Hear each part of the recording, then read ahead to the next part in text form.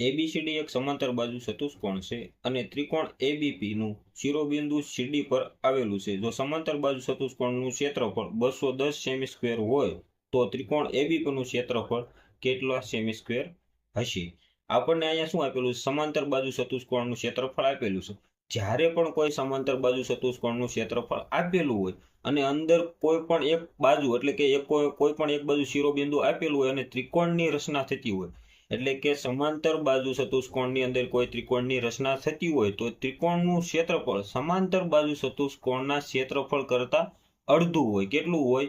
અડધું હોય। તો અહીંયા આપણને ક્ષેત્રફળ કેટલું આપેલું છે? 210। તો 210 ભાગ્યા 2 કરીશું તો કેટલા મળશે? 105। ઓપ્શન નંબર એ આપણો રાઈટ આન્સર થશે। તો આવું થવા પાછળનું કારણ શું? તો આપણે કે સમાંતર બાજુ ચતુષ્કોણ કંઈક આવો છે, બરાબર? આ આપણો સમાંતર બાજુ ચતુષ્કોણ શું આપેલો છે? એ બી સી અને ડી। હવે અમે શું કીધું છે? સીડી પર આવેલું એક શું છે? બિંદુ પી। તો આ ત્રિકોણ એ બી અને પી નું ક્ષેત્રફળ આપણે મેળવવાનું છે। તો પણ સમાંતર બાજુ ચતુષ્કોણનું ક્ષેત્રફળ હોય તો એનું સૂત્ર શું છે? તો કે સમાંતર બાજુ ચતુષ્કોણનું ક્ષેત્રફળ મેળવવું હોય તો શું હોય?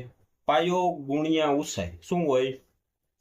પાયો ગુણ્યા ઊંચાઈ। આ ઊંચાઈની જગ્યાએ આપણને વેધ શબ્દ પણ આપેલો હોઈ શકે છે।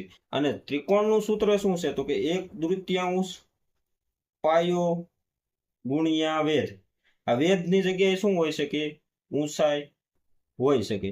એટલે કે આ બંને સૂત્રમાં તમે જોઈ શકો છો કે જે આપણને ચતુષ્કોણનું ક્ષેત્રફળનું સૂત્ર છે એના કરતા અડધું કરીએ એટલે આપણને સમાંતર બાજુ ચતુષ્કોણમાં જે ત્રિકોણ આપેલો હોય એનું ક્ષેત્રફળ મળશે। એવું થવા પાછળનું કારણ શું?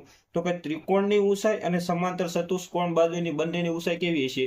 સમાન હશે। અને સમાંતર ચતુષ્કોણ અને ત્રિકોણનો બંનેનો પાયો કેવો હશે? સમાન હશે। જ્યારે પણ સમાંતર ચતુષ્કોણનો પાયો અને ત્રિકોણનો પાયો સમાન હોય અને ઊંચાઈ બંનેની સમાન હોય ત્યારે સમાંતર બાજુ ચતુષ્કોણના ક્ષેત્રફળ કરતા ત્રિકોણનું ક્ષેત્રફળ કેટલું હશે?